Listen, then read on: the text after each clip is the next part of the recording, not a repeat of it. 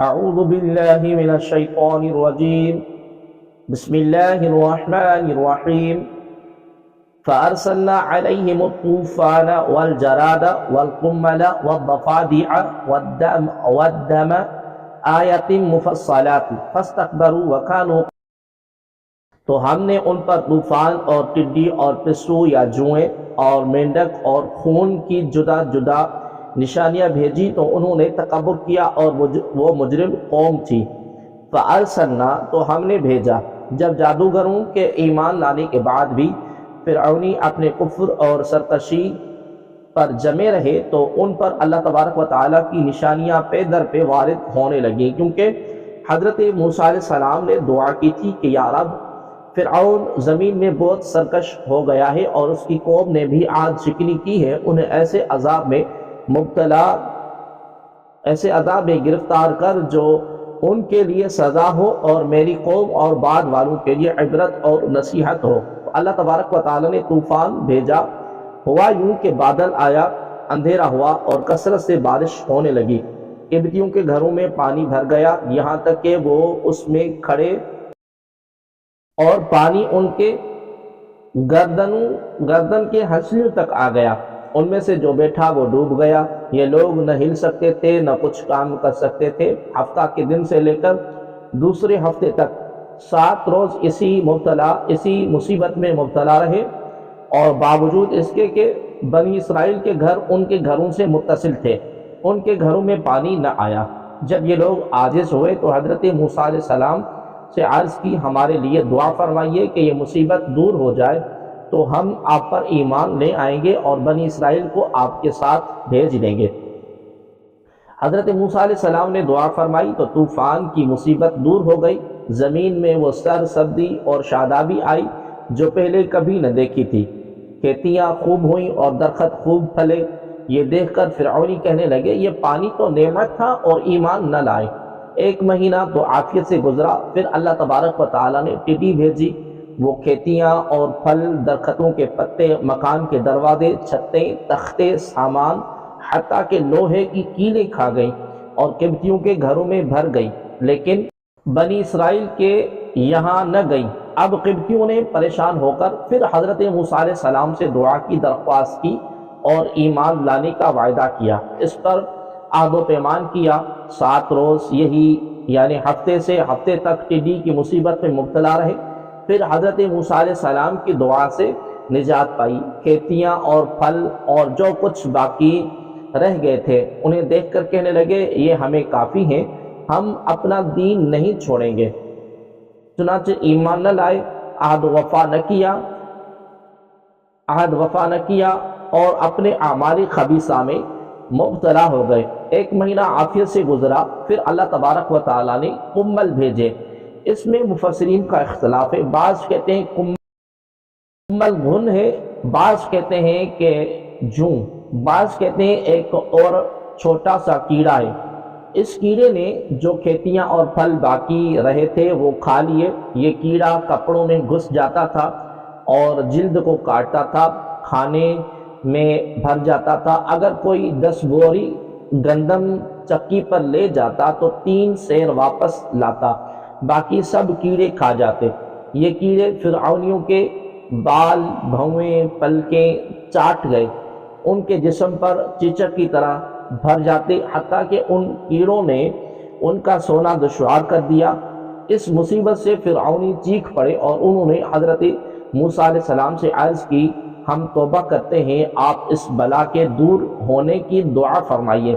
چنانچہ 7 روز کے بعد یہ مصیبت بھی حضرت موسیٰ علیہ السلام کی دعا سے دور ہوئی، لیکن فرعونیوں نے پھر عہد شکنی کی اور پہلے سے زیادہ خبیث تر عمل شروع کر دیے. 1 مہینہ امن میں گزرا. اس کے بعد پھر حضرت موسیٰ علیہ السلام نے دعا کی تو اللہ تبارک و تعالیٰ نے مینڈک بھیجے، اور یہ حال ہوا کہ آدمی بیٹھتا تھا تو اس کی مجلس میں مینڈک بھر جاتے. بات کرنے کے لیے منہ کھولتا تو مینڈک کود کر منہ میں چلا جاتا. ہانڈیوں میں مینڈک، کھانوں میں مینڈک، چولہوں میں مینڈک. تو آگ بجھ جاتی تھی. لیٹتے تھے تو مینڈک اوپر سوار ہوتے تھے. اس مصیبت سے فرعونی رو پڑے اور حضرت موسیٰ علیہ السلام سے عرض کی اب کی بار ہم پکی توبہ کرتے ہیں۔ حضرت موسیٰ علیہ السلام نے ان سے عہد و پیمان لے کر دعا کی، تو 7 روز کے بعد یہ مصیبت بھی دور ہوئی اور 1 مہینہ عافیت سے گزرا، لیکن پھر انہوں نے عہد توڑ دیا اور اپنے کفر کی طرف لوٹے۔ پھر حضرت موسیٰ علیہ السلام نے دعا فرمائی تو تمام کنووں کا پانی، نہروں، چشموں کا پانی، دریائے نیل کا پانی، غرض ہر پانی ان کے لیے تازہ خون بن گیا۔ انہوں نے فرعون سے اس کی شکایت کی تو کہنے لگا کہ حضرت موسیٰ علیہ السلام نے جادو سے تمہاری نظر بند کر دی ہے۔ انہوں نے کہا تم کس نظر بندی کی بات کرتے ہو؟ ہمارے برتنوں میں خون کے سوا پانی کا نام و نشان نہیں۔ یہ سن کر فرعون نے حکم دیا کہ قبطی بنی اسرائیل کے ساتھ ایک ہی برتن سے پانی لیں، لیکن ہوا یوں جب بنی اسرائیل نکالتے تو پانی نکلتا، قبطی نکالتے تو اسی برتن سے خون نکلتا۔ فرعونی عورتیں پیاس سے عاجز ہو کر بنی اسرائیل کی عورتوں کے پاس آئیں اور ان سے پانی مانگا تو وہ پانی ان کے برتن میں آتے ہی خون ہو گیا۔ یہ دیکھ کر فرعونی عورتیں کہنے لگی کہ تو پانی اپنے منہ میں لے کر میرے منہ میں کلی کر دے، مگر جب تک وہ پانی اسرائیلی عورت کے منہ میں رہا پانی تھا، جب فرعونی عورت کے منہ میں پہنچا تو خون ہو گیا۔ فرعون خود پیاس سے مضطر ہوا، اس نے تو درخت کی رطوبت چوسی، وہ رطوبت منہ میں پہنچتے ہی خون ہو گئی۔ 7 روز تک خون کے سوا کوئی چیز پینے کی میسر نہ آئی، تو پھر حضرت موسیٰ علیہ السلام سے دعا کی درخواست کی اور ایمان لانے کا۔ حضرت موسیٰ علیہ السلام نے دعا فرمائی، یہ مصیبت بھی دور ہو گئی، مگر وہ ایمان پھر بھی نہ لائے۔ وَلَمَّا وَقَعَ عَلَيْهِمُ الرِّجْسُ قَالُوا يَا مُوسَى ادْعُ لَنَا رَبَّكَ بِمَا عَهِدَ عِندَكَ لَئِن كَشَفْتَ عَنَّا الرِّجْزَ لَنُؤْمِنَنَّ لَكَ وَلَنُرْسِلَنَّ مَعَكَ بَنِي إِسْرَائِيلَ۔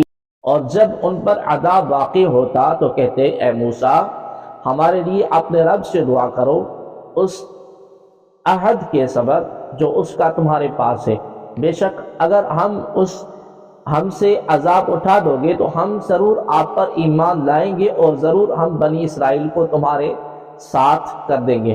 وَلَمَّا وَقَعَ عَلَيْهِمُ الرِّجْزُ، اور جب ان پر عذاب۔ اس آیت میں مذکور لفظ رجز کا معنی عذاب ہے۔ اس کی تفسیر میں ایک قول یہ ہے کہ اس سے مراد وہی 5 قسموں کا عذاب ہے جو طوفان، ٹڈیوں، کمل، مینڈک اور خون کی صورت میں ان پر مسلط کیا گیا۔ دوسرا قول یہ ہے کہ اس سے مراد طاعون ہے اور یہ پہلے 5 عذابوں کے بعد 6واں عذاب ہے۔ اس آیت کا خلاصہ یہ ہے کہ فرعون اور اس کی قوم پر جب طوفان، ٹڈیوں، کمل، مینڈک اور خون یا طاعون میں عذاب نازل ہوتا تو اس وقت حضرت موسیٰ علیہ السلام کی بارگاہ میں حاضر ہو کر کہتے اے موسیٰ ہمارے لیے اپنے رب تبارک و تعالیٰ سے اس عہد کے سبب دعا کرو جو اس کا تمہارے پاس ہے، ہمارے ایمان لانے کی صورت میں وہ ہمیں عذاب نہ دے گا۔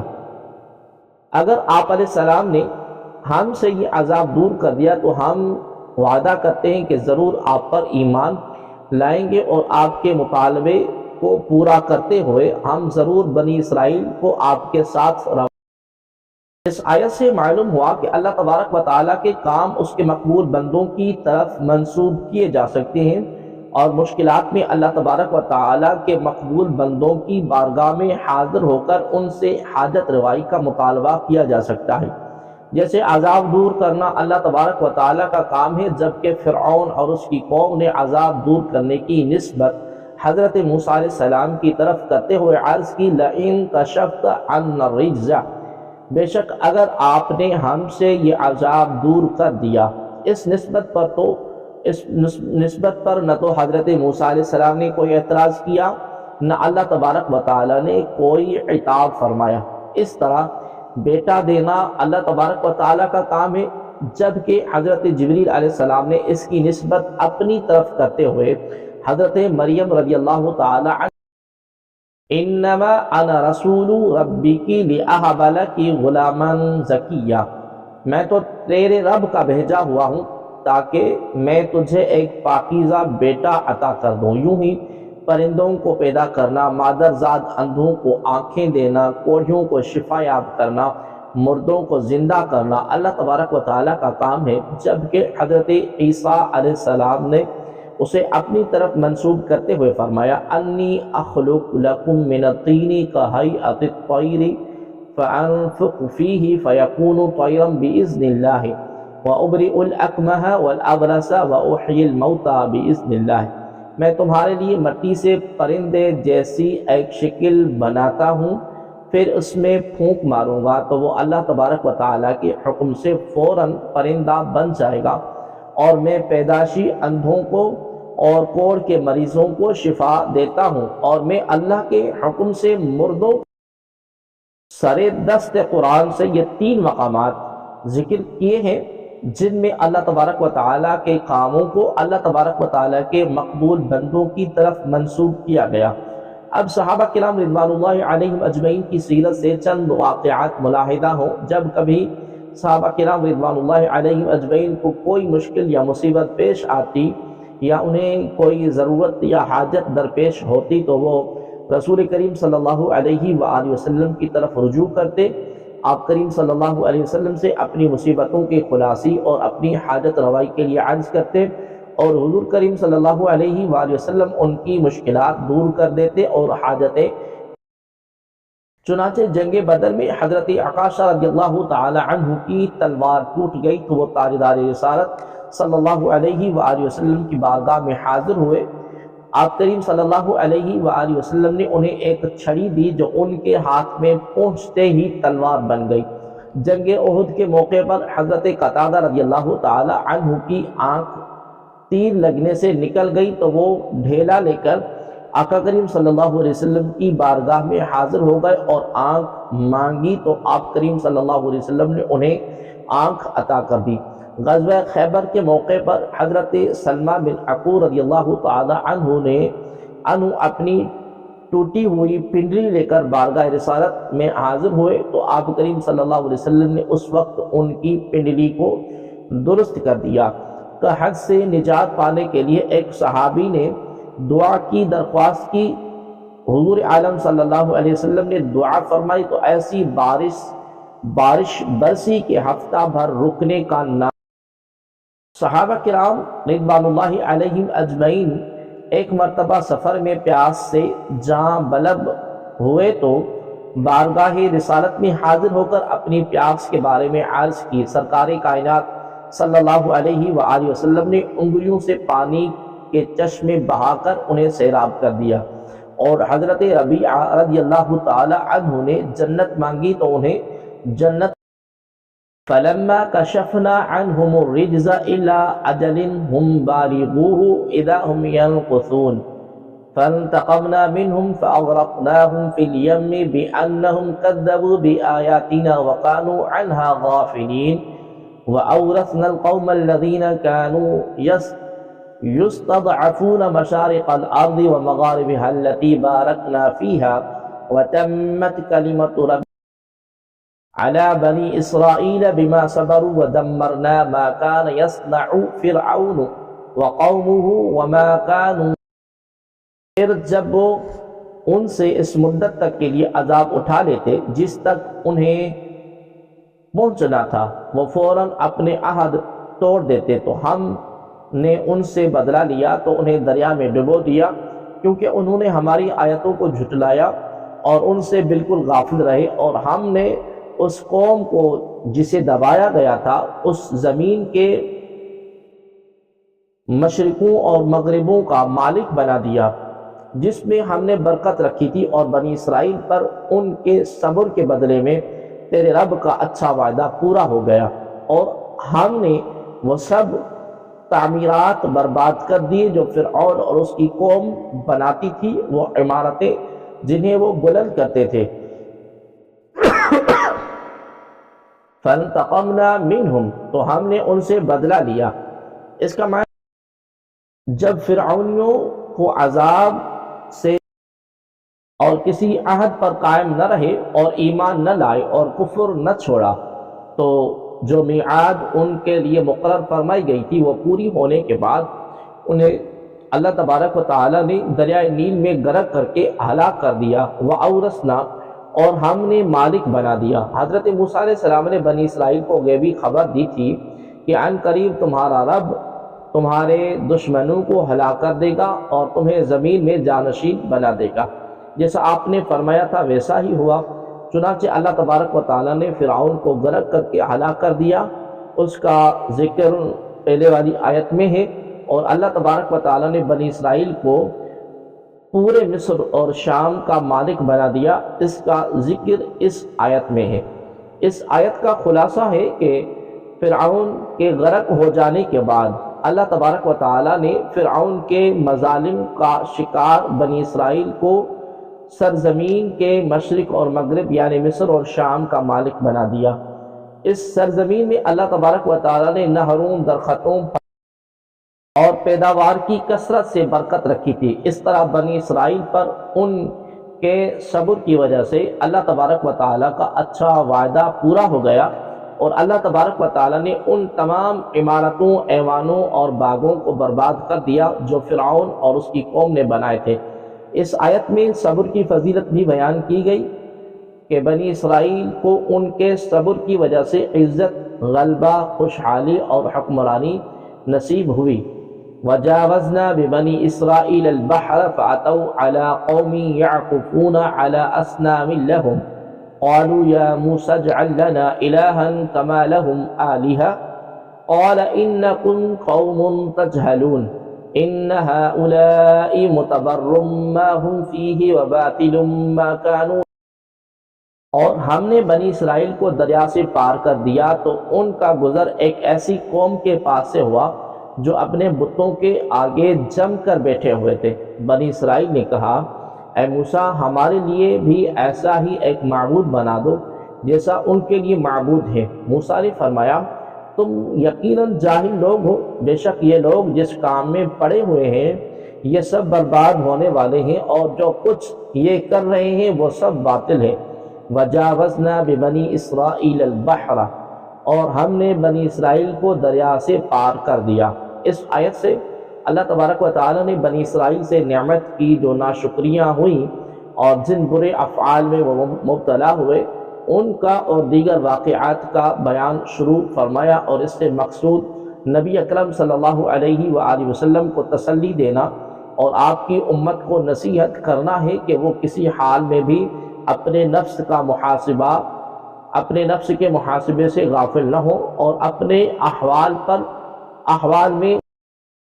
آیت کا خلاصہ یہ ہے کہ 10ویں محرم کے دن فرعون اور اس کی قوم کو غرق کرنے کے بعد اللہ تبارک و تعالیٰ نے بنی اسرائیل کو دریا سے پار کر دیا تو ان کا گزر ایک ایسی قوم کے پاس سے ہوا جو اپنے بتوں کے آگے جم کر بیٹھے ہوئے تھے اور ان کی عبادت کرتے تھے۔ ابن جریج نے کہا کہ یہ بت گائے کی شکل کے تھے۔ یہاں سے بنی اسرائیل کے دل میں بچھڑا پوجنے کا شوق پیدا ہوا، جس کا نتیجہ بعد میں گائے پرستی کی شکل میں نمودار ہوا۔ ان کو دیکھ کر بنی اسرائیل نے حضرت موسیٰ علیہ السلام سے کہا اے موسیٰ جس طرح ان کے لیے کئی معبود ہیں جن کی یہ عبادت اور تعظیم کرتے ہیں، ہمارے لیے بھی ایسا ہی ایک معبود بنا دو تاکہ ہم بھی اس کی عبادت کریں اور تعظیم بجا لائیں۔ حضرت موسیٰ علیہ السلام نے ان کے مطالبے کو رد کرتے ہوئے فرمایا بے شک تم جاہل لوگ ہو کہ اتنی نشانیاں دیکھ کر بھی نہ سمجھے کہ اللہ تبارک و تعالی واحد ہے، اس کا کوئی شریک نہیں، اس کے سوا کسی کی عبادت۔ یاد رہے کہ حضرت موسیٰ علیہ السلام سے یہ عرض سارے بنی اسرائیل نے نہ کی تھی، کیونکہ ان میں حضرت ہارون علیہ السلام اور دیگر بزرگ اولیاء اللہ رحمت اللہ تعالی علیہم اجمعین بھی تھے، بلکہ ان لوگوں نے کی تھی جو ابھی تک راسخ الایمان ان ہؤلاء، بے شک یہ لوگ، ان قریب یہ بت پرست اور ان کے بت ہمارے ہاتھوں ہلاک کیے جائیں گے، جبکہ تم بت پرست نہیں بلکہ بت شکن ہو۔ اس میں غیب کی خبر اور بعد میں وہی ہوا جو حضرت موسیٰ علیہ السلام نے فرمایا تھا۔ قال اغیر اللہ ابغیکم الہا وهو فضلكم على العالمين وإذ أنجيناكم من آل فرعون يسومونكم سوء العذاب يقتلون أبناءكم ويستحيون نساءكم وفي ذلكم بلاء من ربكم عظيم۔ موسیٰ نے فرمایا کیا تمہارے لیے اللہ کے سوا کوئی اور معبود تلاش کروں، حالانکہ اس نے تمہیں سارے جہان والوں پر فضیلت عطا فرمائی۔ اور یاد کرو جب ہم نے تمہیں فرعونیوں سے نجات دی جو تمہیں بہت بری سزا دیتے، تمہارے بیٹوں کو قتل کرتے اور تمہاری بیٹیوں کو زندہ رکھتے، اور اس میں تمہارے رب کی طرف سے بڑی آزمائش تھی۔ قال اغیر اللہ ابغیکم الہا، کہا کیا اللہ کے سوا تمہارا اور کوئی خدا تلاش کروں؟ جب بنی اسرائیل نے معبود بنا کر دینے کا مطالبہ کیا تو حضرت موسیٰ علیہ السلام نے ان کی جہالت کو واضح کیا اور فرمایا کیا میں تمہارے لیے اللہ تبارک و تعالیٰ کے سوا کوئی اور معبود تلاش کروں، حالانکہ اس نے تمہیں سارے جہان والوں پر فضیلت عطا فرمائی ہے۔ خدا وہ نہیں ہوتا جو تراش کر بنا لیا جائے، بلکہ خدا وہ ہے جس نے تمہیں فضیلت دی، کیونکہ وہ فضل اور احسان پر قادر ہے تو وہی عبادت کا مستحق ہے، اور اس کے فضل اور احسان کا تقاضا ہے کہ اس کا شکر اور حق ادا کیا جائے، نہ کہ ناشکری اور شرک کیا جائے۔ وَإِذْ أَنْجَيْنَاكُمْ، اور یاد کرو جب ہم نے تمہیں نجات دی۔ اس آیت کی تفسیر سورہ بقرہ کی آیت 49 میں گزر چکی ہے۔ اس مقام پر آیت ذکر کرنے سے مقصود یہ بتانا ہے کہ اللہ تبارک و تعالی ہی ہے جس نے تم پر یہ عظیم انعام فرمایا، تو تمہیں اللہ تبارک و تعالی کے علاوہ کسی اور کی عبادت میں مشغول ہونا کیسے روا ہوگا؟